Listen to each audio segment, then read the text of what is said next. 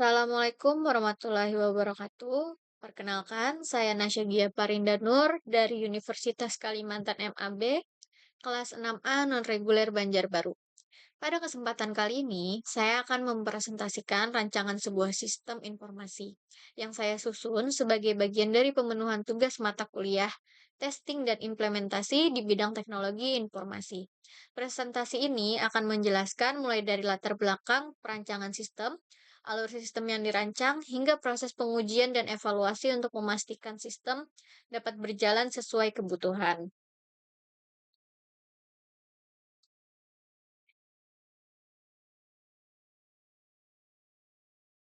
Untuk studi kasusnya sendiri, saya ambil yaitu dari Jurnal Intercoms 2021, yaitu Sistem Informasi Inventory Gudang berbasis web pada PT Indotais Karawang. Untuk link jurnalnya nanti akan saya sertakan di bawah video penjelasan ini. PT Indotais Karawang merupakan pengelola kawasan industri yang memiliki aktivitas logistik berupa keluar masuknya barang. Saat ini, proses pencatatannya masih manual menggunakan Microsoft Excel, sehingga menyulitkan ketika ada data yang harus diakses dari jarak jauh, misalnya data yang mau diakses oleh manajer. Di sini pertama-tama saya akan menjelaskan estimasi biaya pembuatan sistemnya. Berikut adalah estimasi biayanya. Ada komponen, rincian, dan estimasi biaya. Ada analisis dan studi lapangan dengan rincian observasi wawancara, pengumpulan kebutuhan. Untuk estimasi biayanya 1.500.000. Kemudian ada sistem dan prototyping dengan rincian pembuatan flowchart, DFD, IRD, mockup UI, skenario proses sistem. Untuk estimasi biayanya ada 2 juta. Kemudian ada pengembangan backend dengan rincian memakai PHP native atau Laravel plus MySQL, autentikasi user, dan fungsi CURD dengan estimasi biaya 4.500.000. Kemudian ada pengembangan front-end dengan rincian memakai HTML, CSS, JavaScript, tampilan login, dashboard, dan tabel data. Untuk estimasi biayanya ada 3.500.000. Kemudian di sini ada desain user interface atau user experience web dengan rincian desain halaman, login, input, laporan menggunakan Figma atau manual coding dengan estimasi biaya 1 juta. Ada pengujian sistem, yaitu unit testing, integrasi, dan UAT dengan biaya estimasinya 1.500.000. Dokumentasi sistem, manual, pengguna laporan teknis, dokumentasi database dengan estimasi biaya 500.000. Ada server atau hosting dengan estimasi waktu 1 tahun, yaitu share hosting cPanel atau VPS plus domain dengan estimasi biaya 1.500.000. Dan terakhir ada pelatihan pengguna, ini opsional dengan kegiatan yaitu workshop kepada admin dan kepala gudang dengan estimasi biaya 500.000. Dan untuk total estimasi biayanya semuanya ada 16.500.000. Kemudian ada perancangan sistem lengkap. Sistem informasi inventory gudang ini dirancang menggunakan pendekatan web-based dan dapat diakses dari jarak jauh. Yang pertama ada use case diagramnya, yaitu ada admin yang mengelola data barang, barang masuk, keluar, dan pemasok. Kemudian ada kepala gudang yang dapat melihat laporan barang, stok, dan mencetak laporannya. Berikut adalah diagramnya untuk admin. Admin bisa mengakses input barang masuk, kelola data barang, mencetak laporan, dan diberi ke kepala gudang. Kemudian bisa mengakses input barang dan kelola pemasok juga. Kemudian ada data flow diagram atau DFD. Ini adalah yang DFD level 0 atau diagram konteks. Admin bisa login, kemudian bisa mengakses data barang dan sebagainya. Sedangkan kepala gudang bisa login dan bisa melihat laporan.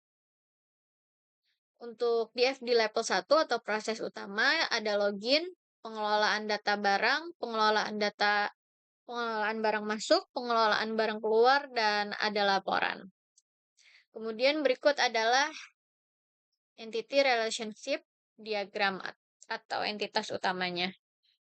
Pada tabel admin ada kuncinya yaitu ID admin, username, dan password. Di tabel barang ada ID barang, nama barang, stok, dan satuan. Pada tabel barang masuk ada ID masuk, ID barang, tanggal masuk, dan jumlah. Kemudian ada tabel barang keluar, ada ID keluar, ID barang, tanggal keluar, dan jumlah. Pada tabel pemasok ada ID pemasok, nama, alamat, dan kontak.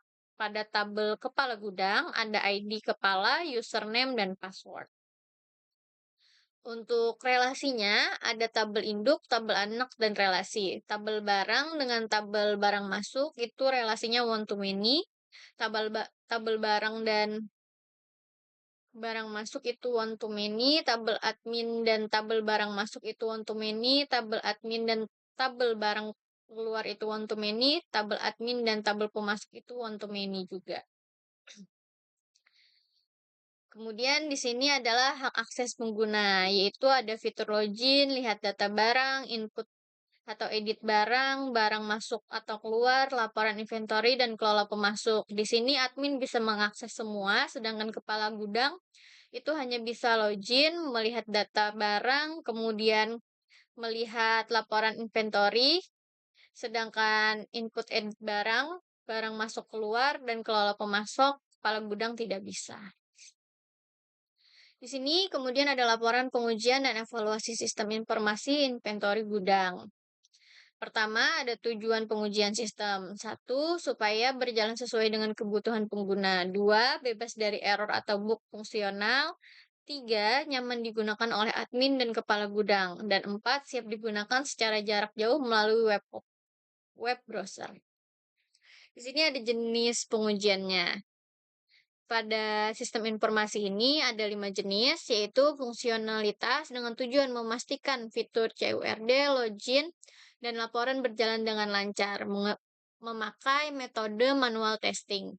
Yang kedua, ada UAT atau User Acceptance Test dengan tujuan apakah user puas dan bisa menggunakan sistem dengan mudah. Metode yang digunakan uji pengguna. Kemudian 3, ada keamanan login, mencegah login dengan username atau password yang salah atau brute force dengan metode tes validasi. Yang keempat ada cross browser test dengan tujuan menguji apakah sistem berjalan di Chrome, Firefox, atau Edge dengan metode manual testing. Dan yang terakhir ada laporan dan output, memastikan laporan PDF sesuai data dan dapat dicetak dengan rapi dengan metode export testing. Di sini ada hasil pengujian fungsional dengan modul login admin, login kepala gudang, input barang masuk, input barang keluar, kelola pemasok, laporan barang masuk, dan laporan barang keluar.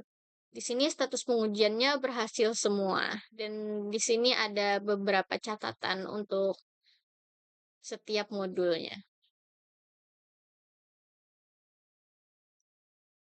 Di sini ada evaluasi dari pengguna atau UAT. Aspek yang dinilai adalah kemudahan pengguna, kejelasan tampilan, kelengkapan fitur, kecepatan akses sistem, dan kepuasan pengguna. Dan di sebelahnya ada rata-rata skornya. Untuk temuan dan perbaikan, yaitu ada 3. Temuannya gagal login jika password salah. Solusi yang diberikan adalah menambahkan notifikasi alert. Kemudian ada laporan tidak bisa dicetak di Safari. Kemudian solusi yang diberikan direkomendasikan untuk memakai Chrome atau Firefox. Dan desain tampilan yang sedikit padat diperbaiki dengan padding tambahan saja. Kesimpulan dan evaluasinya, sistem berhasil dibangun dan berfungsi sesuai kebutuhan pengguna. Semua modul utama telah diuji dan menunjukkan hasil memuaskan baik dari segi fungsi maupun kenyamanan. Sistem siap diimplementasikan secara keseluruhan. Berikut presentasi dari saya. Terima kasih atas perhatiannya. Assalamualaikum warahmatullahi wabarakatuh.